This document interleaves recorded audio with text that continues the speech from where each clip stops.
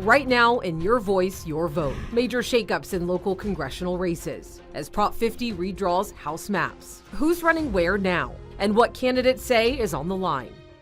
Thank you for joining us for Your Voice, Your Vote, an ABC 10 election special. I'm Alex Bell, and for the next hour, we are looking at our local congressional races, introducing you to the candidates and where they stand on major issues. Now, all congressional seats are up for grabs every 2 years. The top 2 vote getters in each congressional race this June will move on to the general election in November. This year, what district you live in, it might look a lot different. That's because Proposition 50, it was passed by voters in November last year. The initiative temporarily redraws California's congressional maps to favor Democrats through 2030. It was in response to Texas redrawing its maps to favor Republicans. Experts say California's new maps could give Democrats 5 more U.S. House seats starting in January.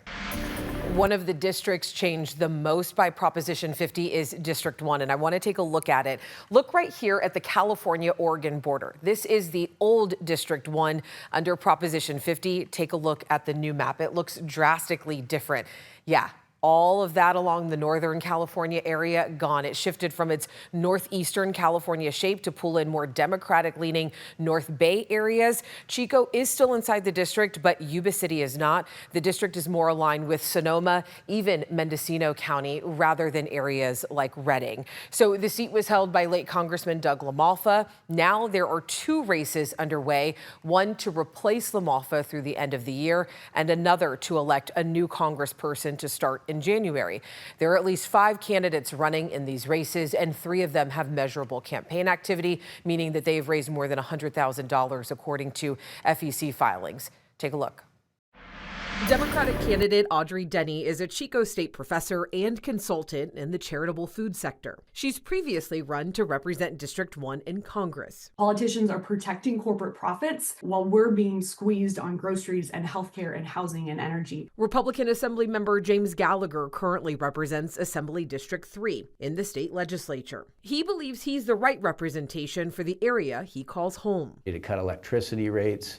We need to make sure that grocery prices come down.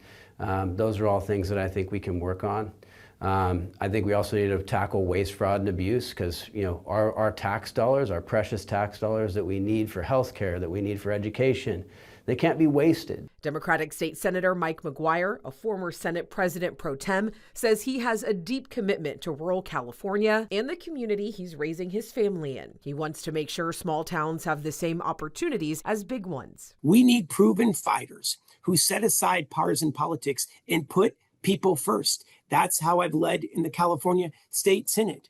That's the job. As for one of the biggest issues facing people today, what will you do to lower the cost of living in California? I'm going to fight to lower the cost of living by going straight at what's actually driving up prices for people. Corporate consolidation, reckless tariffs, rigged markets, and policy choices that shift costs onto working families. I'm going to fight to lower healthcare costs by taking profit out of the system and fighting for a Medicare for all single-payer nonprofit system. I also think it's absolutely critical that we remove the payroll tax cap on Social Security. Seniors on a fixed income deserve to make sure that their Social Security can actually keep up with rising costs. And lastly, I think that we need a fair tax policy where corporations and billionaires are actually paying their share. I think we should suspend the gas tax. It's a huge cost increase.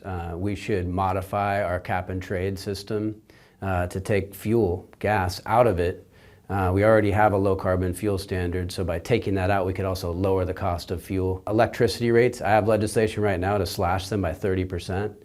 So right off the bat, fuel and electricity costs, we could lower those costs, help save people money at the kitchen table. I'm going to fight to repeal the tariff taxes that have impacted all of our households. I'm going to push to allow Medicare to negotiate prescription drug prices. I will fight to repeal the $1 trillion in cuts that Donald Trump and Republicans have advanced to Medicaid. 3 million Californians will lose their health care by mid-2027 because of the Medicaid cuts. That's what we need to focus on.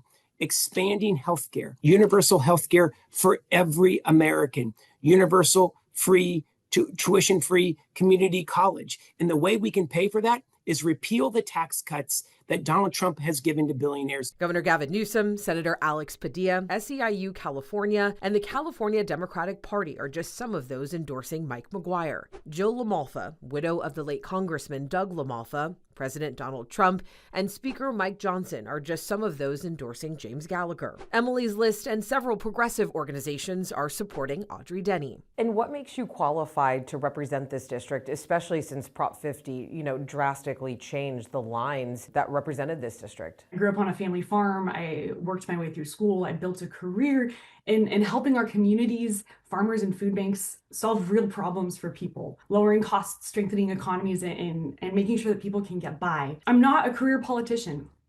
I don't take corporate PAC money. I'm not trying to climb a ladder to get to Washington, D.C. I'm only accountable to the people that I serve. Yeah, well, Prop 50 was a grievous injustice, because my district, which has traditionally been Northern California, was split up into 3 different districts and combined with areas from the Bay Area. What I'm going to do is going to be a huge advocate for the people who are having their representation at least attempted to be ripped away.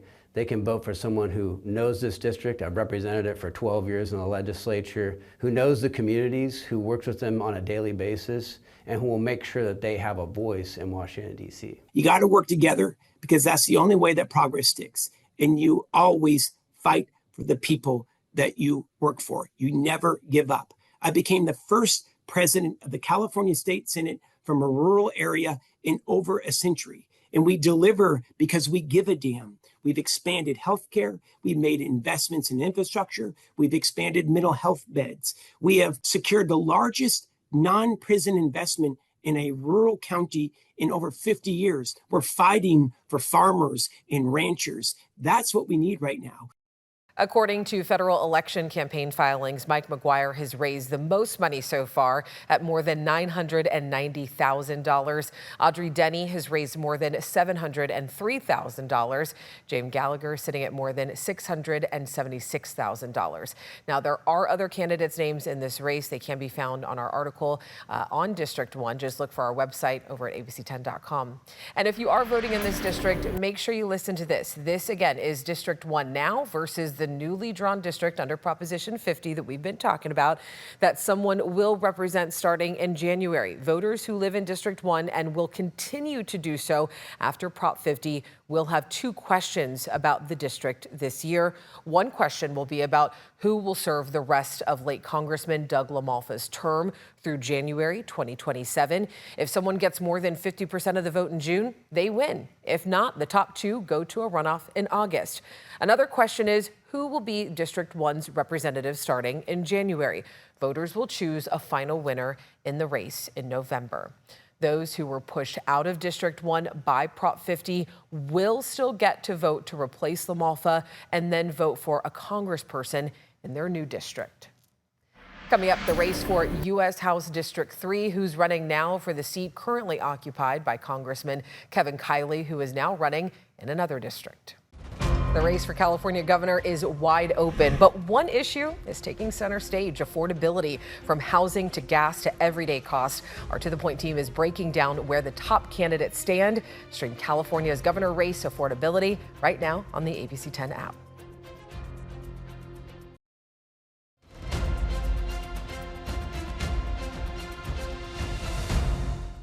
Welcome back in. The California June primary is quickly approaching. All congressional seats are up for grabs once again, and that includes District 3. Now, if you live in District 3, you know that this map looks drastically different. It shifts away from parts of the Sierra and pulls in more of Sacramento County, making it much more Democratic leaning than before.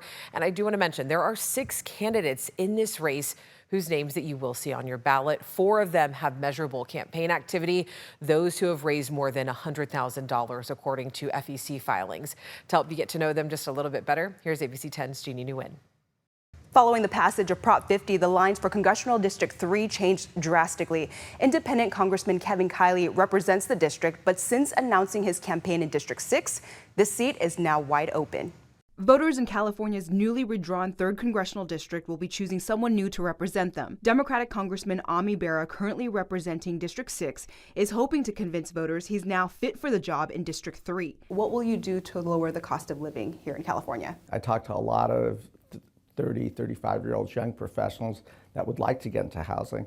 I'm working with Sacramento County and the cities in our region to take the vacant property that they have. The developers say they could build 2-bedroom, 1-bath homes if you made the land available. And then on top of that, grocery prices, food prices, let's get rid of the tariffs, all of that are impacting prices. Real estate agent and Republican Christine Bish is looking for a rematch against Bera when she ran against him in the last election for District 6. She believes tackling the homeowners insurance crisis will help with affordability. The first thing we need to do is get insurance under control.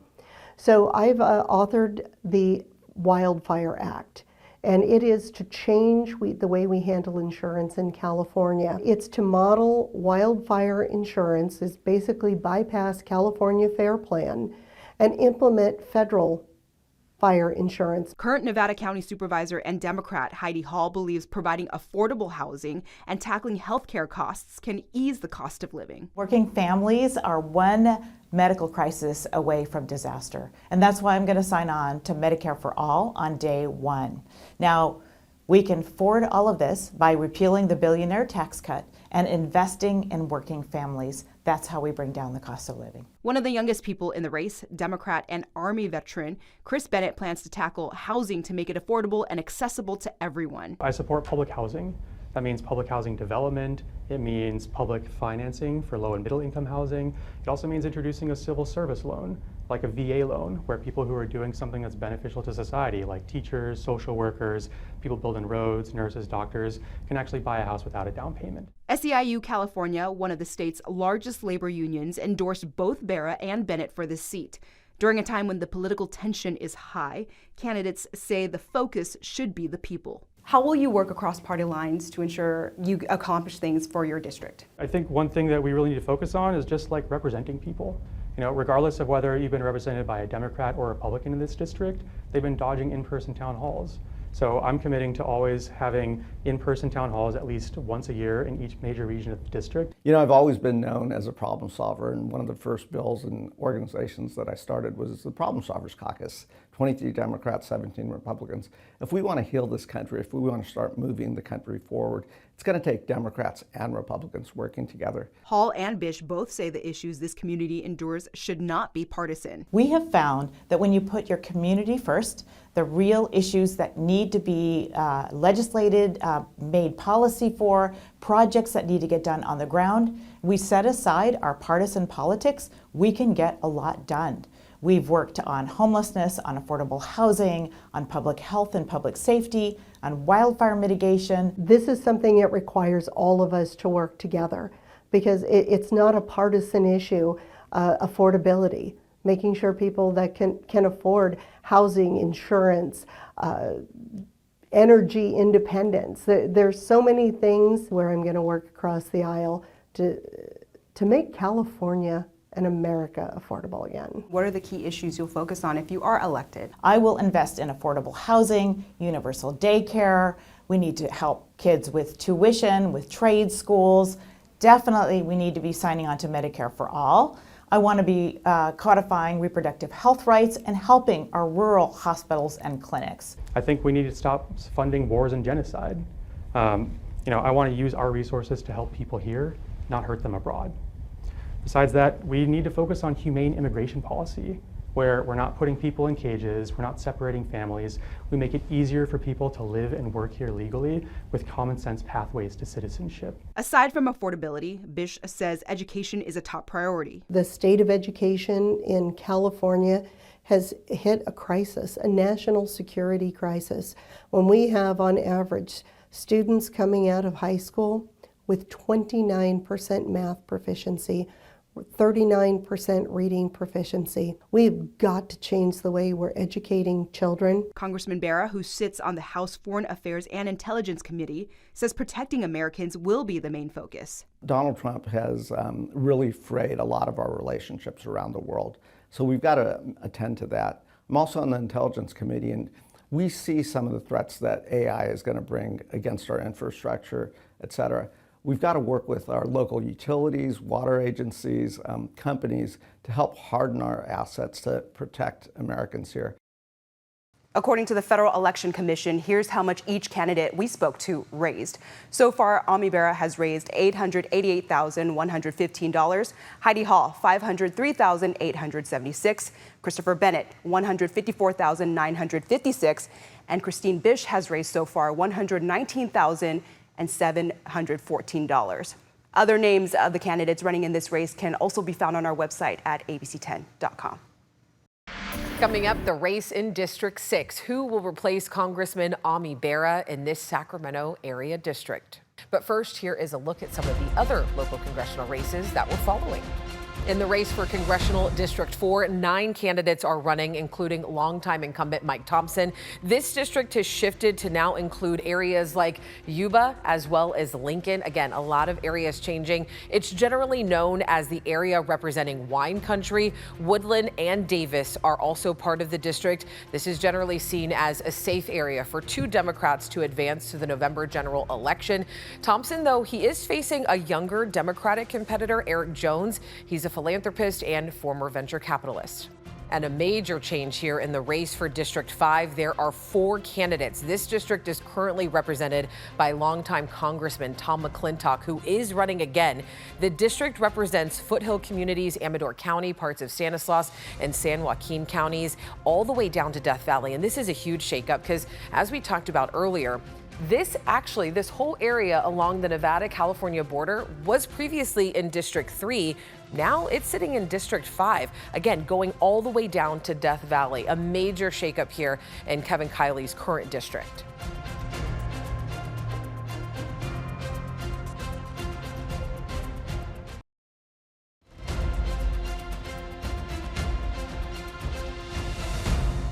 The California June primary is quickly approaching. Congressional seats are up for grabs once again, including California's Congressional District 6. Now, District 6 was also redrawn under Prop 50. It now includes areas like Rockland and, get this, even West Sacramento. So there are 7 candidates in this race whose names you'll see on your ballot. 5 of them have raised more than $100,000, according to FEC filings. To help you get to know them just a little bit better, here's ABC 10's Jeannie Nguyen. Following the passage of Prop 50, the lines for Congressional District 6 changed drastically. Democratic Congressman Ami Bera represents this district, but since announcing his campaign in District 3, this seat is now wide open. Voters in California's newly drawn 6th congressional district will be choosing someone new to represent them. West Sacramento Mayor and Democratic candidate Martha Guerrero is hoping to convince voters she's fit for the job in District 6. She's been endorsed by a few labor unions, including the International Brotherhood of Electrical Workers Local 1245. What will you do to lower the cost of living in California? What I will do to address the cost of living crisis that I see is by lowering cost, looking at ways to address rent increases by rent subsidy support, because what we see, the increase in homelessness is on the street, is because people are not able to afford their rent. They are one crisis away from being homeless. Food on the table, looking to provide and restore benefits such as CalFresh.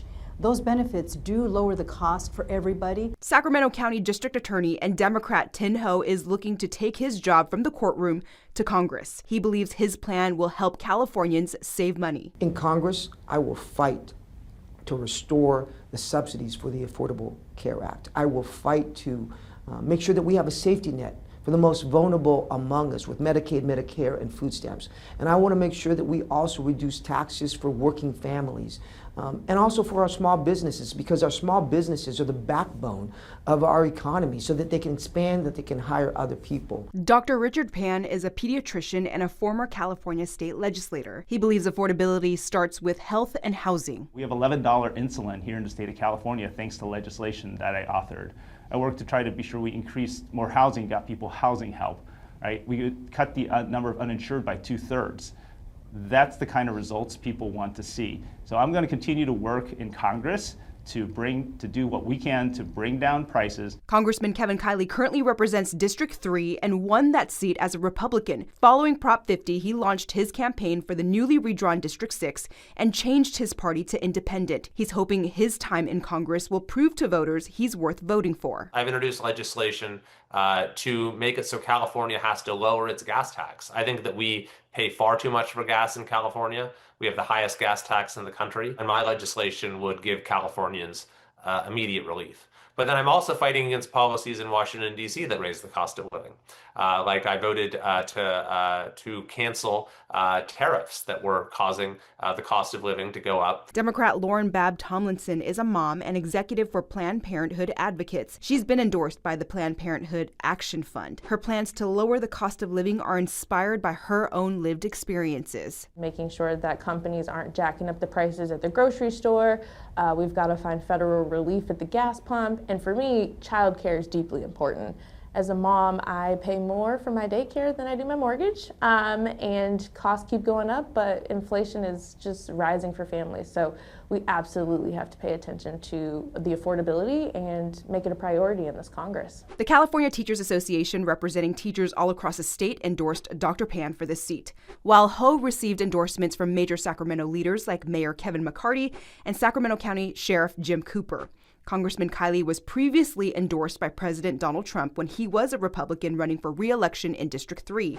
But now, Kiley doesn't have any recent endorsements. During a time when the political tension is high, candidates say the focus should be the people. How will you work across party lines to get things done for your district? My door has always been open to anyone who wants to be constructive. I'm a problem solver. As a doctor, I work with families to solve problems. I did that in the state legislature. I've worked in a bipartisan manner with other representatives, particularly in our region. Our region has a mix of people from both parties representing our region. We had our differences, but when it came to things in our region, we worked together. I'm going to continue to do that in Congress as well. I'm a problem solver. Problem solving means looking past ideology, looking at the facts, and saying that we can come up with a solution that we can agree on. I've worked across the aisle. I've worked with multiple different agencies and across the region and community-based organizations in order to reduce human trafficking, to fight fentanyl deaths. And in fact, I was able to reduce fentanyl deaths by working across the aisle with many different organizations to reduce fentanyl death by 33%. And right now, I'm working with the legislature across the aisle to address mental health diversion and reduce and change the law so that we can keep our community safe. And in Congress, I will do the same. I also worked with two administrations, both the Biden administration and the Trump administration, to deliver for our district a $22.5 million grant to fix some of the traffic around Highway 65 and I-80. And so that is the approach that I've taken to my job in the 3 years that I've had the honor to serve. And it's certainly the approach I'll continue to take in representing the new 6th district. Babb Tomlinson and Guerrero believe working together is important for the sake of the district's needs. To go to Congress, you got to be able to work with anybody, and I have a history of that. As the Chief Public Affairs Officer for the largest Planned Parenthood in the country, I get things done by working with different people all the time. I say it all the time. I work with Republicans, Libertarians, you name it.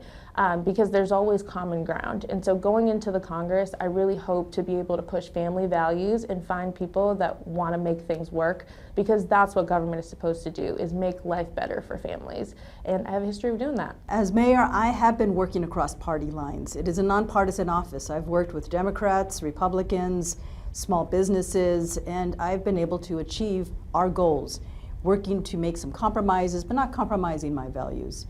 I've been able to get things done so that throughout what we see here in West Sacramento has been achieved. We've seen some great progress made.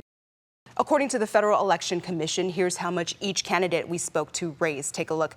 Kevin Kiley comes in with the most money raised at nearly $2.6 million. Tin Ho has raised about $645,000. Richard Pan is next at $564,000. Lauren Babb Tomlinson comes in with a little more than $375,000, and Martha Guerrero has raised about $170,500. All other candidates running in this race and how much they've raised can be found on our website at abc10.com. Coming up, the race for District 7, the big matchup between longtime Congresswoman Doris Matsui and Sacramento City Council member Mai Vang.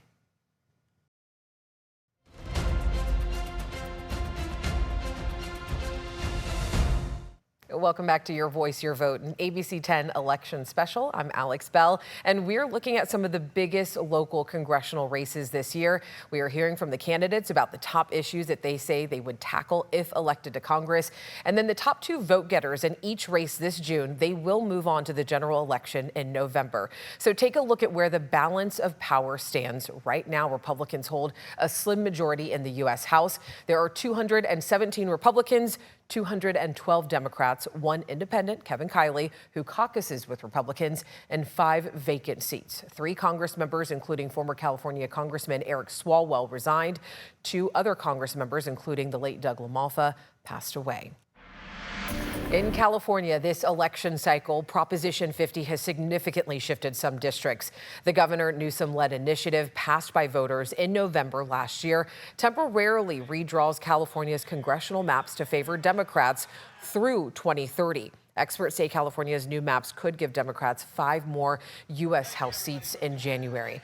And looking at California's Congressional District 7, the district changed, but not as dramatically as the Republican-held target seats. ABC 10's Becca Habecker joins us now with a look at the top candidates in this race and where they stand. Following the passage of Prop 50, California's newly redrawn congressional districts mean many incumbents seeking re-election need the votes of people they've never before represented. Take a look. Current District 7 encompasses the southern half of Sacramento County from the Sacramento rail yards down. The newly redrawn district contains parts of San Joaquin and El Dorado counties, including Placerville and El Dorado Hills. Now, there are 6 candidates in this race whose names you will see on the ballot, and 2 of them have measurable campaign activity of more than $100,000, according to FEC filings. They are incumbent Representative Doris Matsui and Sacramento City Council member Mai Vang. I grew up on a farm in the Central Valley, and I spent many years representing the core of Sacramento. I understand firsthand how different communities have different needs. Congresswoman Doris Matsui and Sacramento City Council member Mai Vang are running to represent California's newly redrawn 7th Congressional District. So I was born and raised right here in Sacramento. I am the proud daughter of Hmong refugees. I actually grew up on food stamp, I grew up on Medicaid, and had it not been for these critical safety net programs, I would not be here today. Matsui is seeking her 12th term in Congress. She has served the area since 2005, when she won a special election to replace her late husband. The 81-year-old has served in her role for 21 years now and spoke with us from Washington, D.C. I represent this region's values and concerns. I deliver real results for people so they can see and feel how it affects their daily lives. I've delivered, as you know, billions of dollars for flood protection to keep people safe. I've also delivered billions in transit and road repairs. Vang is seeking her first term in Congress. She was elected to the Sacramento City Council in 2020 and re-elected after running unopposed in 2024. The 41-year-old has served on the council for 5.5 years. And I'm running because we need leaders who understand the day-to-day struggles of our working families, especially in this moment. I have over 20 years of policy experience, of governing experience, of community organizing experience. I have secured millions for our youth impacted by poverty, violence, and trauma in the city of Sacramento. I have proud to have led 3 citywide ballot measures, and we are 3 for 3. I asked each candidate what they would do to lower the cost of living. You know, lowering the cost of living is really my #1 priority. Healthcare, I know. I've taken on the fight to lower prescription drug costs and really to make sure that we can lower the healthcare costs. And I won't stop doing that either. I am pushing for Medicare for all. Right now, so many of our working families are seeing their premiums go up. And so I am an advocate for Medicare for all. I am working for our working families. I don't take any corporate PAC money, and I answer to the people. What are the key issues you will focus on if elected? Really creating good paying jobs. I think that's really very important. I'm the top Democrat on the Energy and Commerce Communications and Technology Committee. As a ranking member, I co-authored with another member from Texas the CHIPS and Science Bill, which really was wonderful because it's designed to really make sure that we have domestic semiconductor production. We already have a deliverable here too, because the Bosch-Roscoe facility comes right out of this. And I'm always happy to help my neighboring areas. I am the anti-war candidate. Working families and Americans do not want war in this moment. As a daughter of refugee, I understand the day-to-day struggles of all of our families, and I also understand the consequences of war, the generational trauma that war has on family. The other piece that I care deeply about is really around immigration. I have taken a position on abolishing ICE because this is an agency that is harming our Black and brown communities, terrorizing our refugees and immigrants. And ICE did not exist before 2003. And so I am running on that record in particular because our Congresswoman, she is now coming out and taking a position against ICE. She hasn't called for the abolishment of ICE. We cannot have any more funding for ICE. We have to make sure that we change what they do.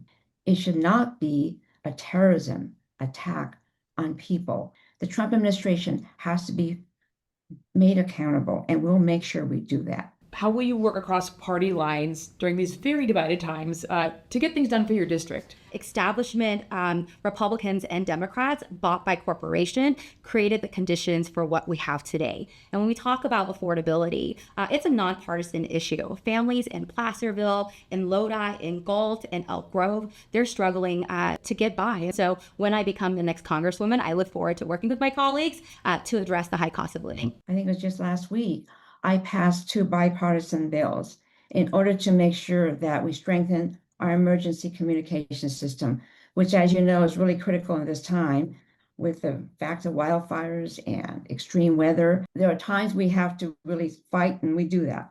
But when there are times that we can actually work together, I will use every means that I can find in order to find a path to get results for my constituents. As for fundraising, our campaign does not take any corporate PAC money. And I really believe that when your campaign is funded by corporate PAC, when you have a corporate credit card, you have debt to pay. What does that mean? That means that you won't move with a sense of urgency on Medicare for All, which is why Congresswoman Doris Matsui has not taken a position on Medicare for All, because she takes money from Big Pharma and health insurance company. I asked Matsui about Vang's criticism that she's beholden to corporate interests and not responsive to her constituents.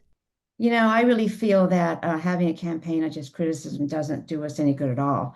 I will say this, I'm in the district a lot and I have many communities to go to. I do have a job in Washington too, where I'm doing things for Sacramento. Vang has secured the endorsements of groups including the National Union of Healthcare Workers, UAW Region 6, and Working Families Party. And Matsui has the endorsements of the California Democratic Party, Planned Parenthood, and Governor Gavin Newsom, among others. Now, in a rare move, the California Federation of Labor Unions endorsed both candidates, and we've listed all the candidates in this race on our website, abc10.com. According to federal elections filings, the latest numbers show Doris Matsui has raised more than $1.3 million in this race, and Mai Vang has raised about $600,000. Coming up, it was the closest House race in the country last year. This time, who's running for Central Valley's District 13. But first, here is a look at some of the other local congressional races that we're following. In District 8, 4 candidates are running here, including incumbent John Garamendi. This district now includes several parts, including Yolo. You have also Sacramento and San Joaquin, a major shakeup here. This is seen as a safe Democratic seat. For District 9, there are 5 candidates in this race. This is also seen as a safer Democratic seat currently held by incumbent Josh Harder. The district is still centered on the Stockton and Tracy areas, but right now it carves out a big chunk of Stockton. You can see right there in the middle. That is now part of District 13.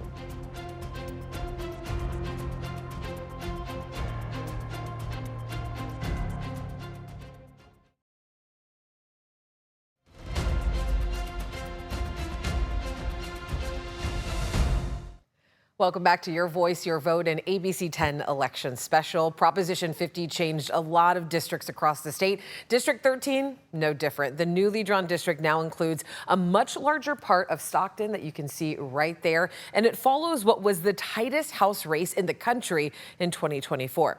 Democrat Adam Gray won the seat by a few hundred votes, but this year there are 4 candidates in the race whose names you'll see on your ballot, and 3 of them have raised more than $100,000, according to FEC filings. To help you get to know them better, here's ABC 10's Gabriel Porras. Republican candidate Kevin Lincoln is a veteran. He was the former mayor of Stockton and in 2024 lost a bid to represent California's 9th district in Congress. Lincoln says his time in local government has shaped how he would lead in Washington, D.C. The key issues I'll be focused on as elected is representing and being a voice, a strong voice for our Valley farmers and ranchers. Also focusing on economic development opportunities through workforce development opportunities, making sure that our region is strong, making sure our region has the workforce to continue to move it forward. Democratic candidate Adam Gray is the incumbent in the race, the current representative for the 13th district. He hopes to keep his seat and says his focus would be on bipartisanship. People have to stop this constant fighting and start working to actually improve people's lives. And that's the example I've tried to set by finding opportunities for bipartisan legislation.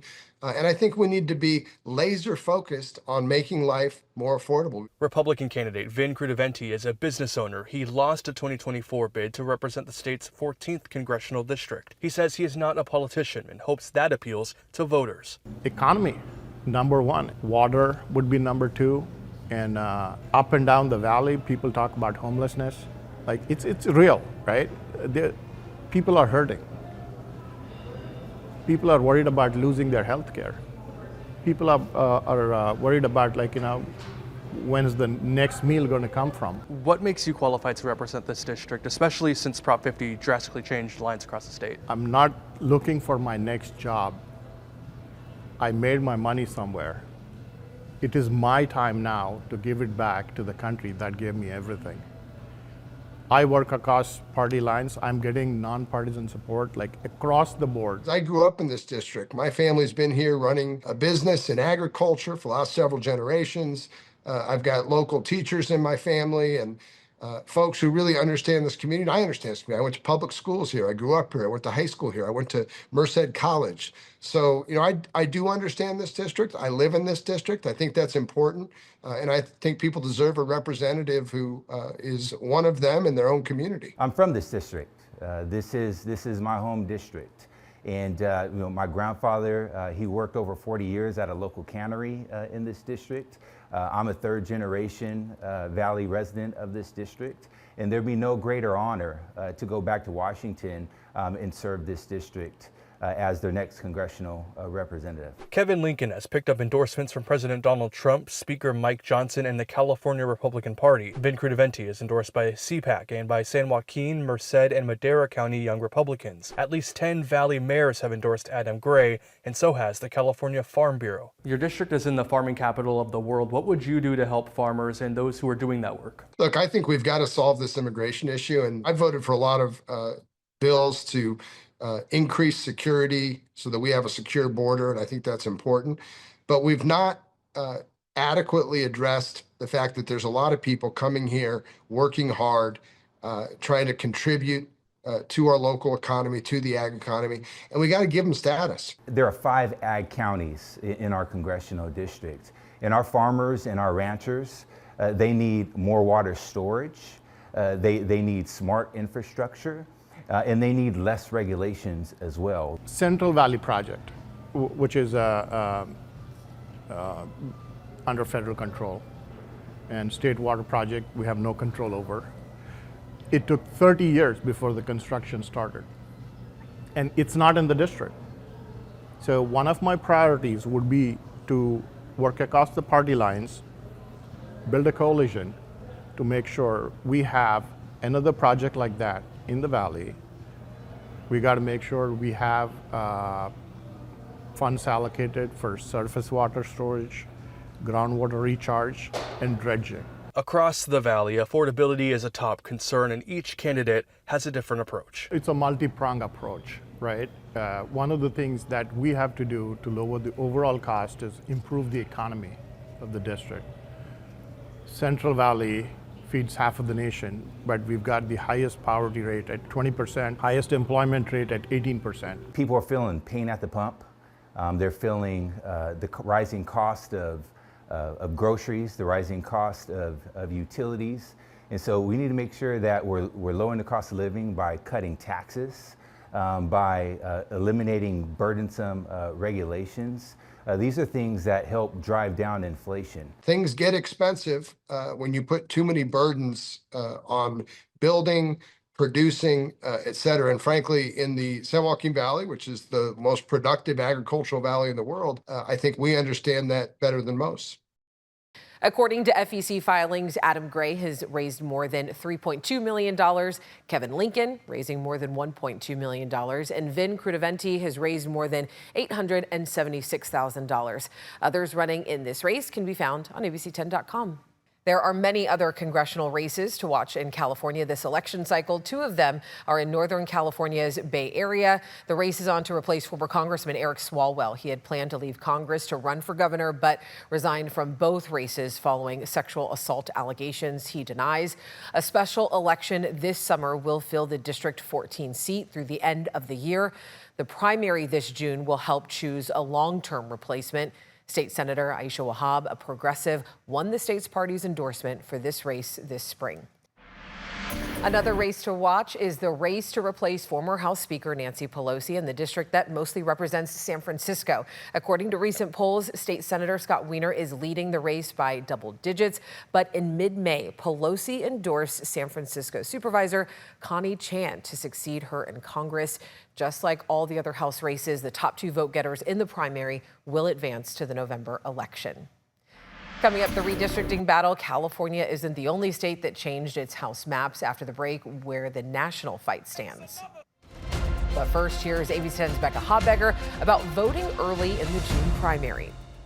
Primary election day is Tuesday, June 2nd, but you can vote earlier than that. Registered voters should already be getting ballots in the mail. If you want to drop off your ballot at a vote center or official ballot drop box, it must be delivered by 8 p.m. on election day. If you want to mail it in, your ballot must be postmarked on or before June 2nd and received by your county elections office no later than June 9th, according to the Secretary of State's office. So where can you go to actually vote in person? Well, on May 22nd, Voters' Choice Act counties will start opening their vote centers. 30 of California's 58 counties are Voters' Choice Act counties, including in our area, Sacramento, Placer, Yolo, Nevada, El Dorado, and Stanislaus counties. These use an election model that allows voters to choose how, when, and where to cast their ballot. Voters can cast a ballot at any vote center within that county, and there are secure ballot drop-off locations throughout the county. Now, if you want to track the status of your ballot, you can use the Where's My Ballot tool through the Secretary of State's website. It can show where your ballot is mailed, received, and counted, and it is available in every county.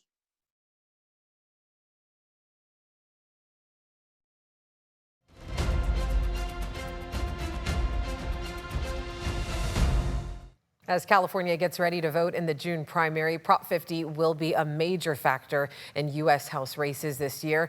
As we've mentioned throughout this entire election special, Prop 50, a redistricting measure approved by voters last November, it drastically redrew some of the congressional maps to favor California Democrats.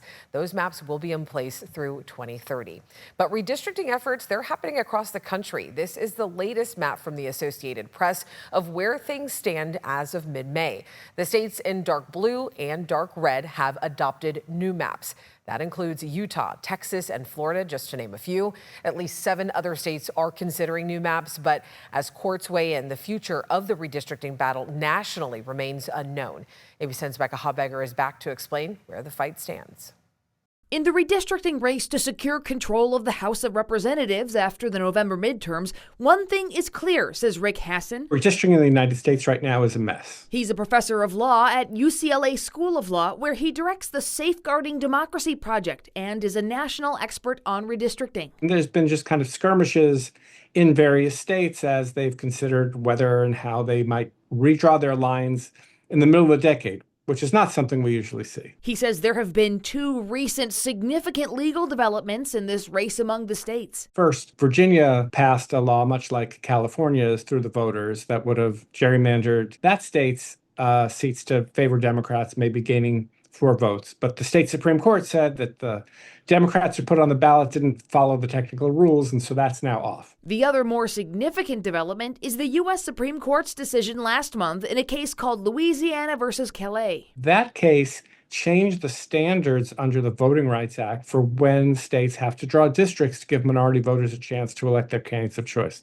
This has set off a new scramble, including in places like Louisiana, which had already started early voting and then canceled their election. They're going to redo it just as to House races. I asked which states are in flux as of mid-May. We just saw Tennessee change its lines. Louisiana changed its lines. Both of those have been subject to lawsuits. Florida changed its lines. There's a lawsuit there under state law because there's a state constitutional amendment that says the state has to draw fair districts. Different states have different processes for redistricting. Is that complicating this nationally? When it comes to congressional elections, Congress has the power to override states. So if Congress said you've got to draw fair districts under criteria, you've got to use commissions, then states would have to go along with that.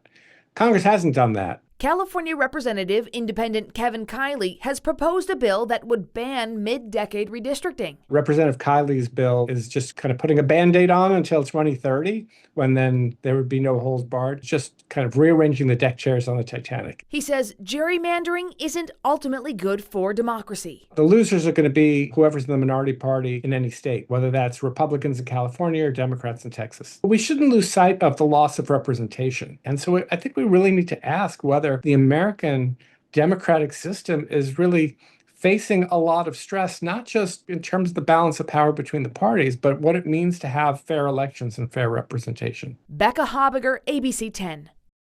Thank you so much for joining us. And if you missed any of this information or you just want to watch these candidate interviews again, you can stream the show on the ABC 10 app. Just look for congressional races on the home screen. Stay with ABC 10 for the latest election updates.